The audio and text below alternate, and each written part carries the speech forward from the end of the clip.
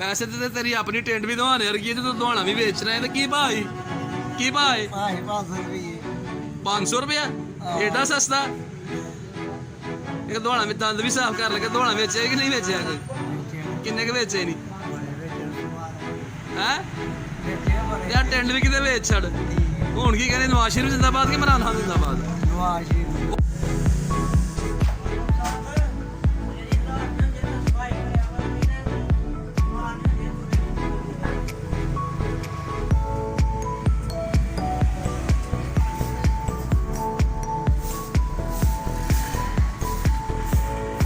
तरबूज ही तरबूज, बारिश पड़ने की वजह से बेचारा के तरबूज नहीं बिक रहे,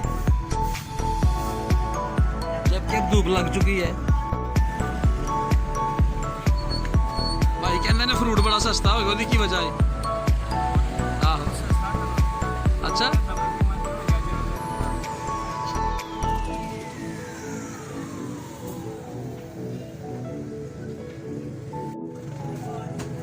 खरबूजा चाइना तो आया है?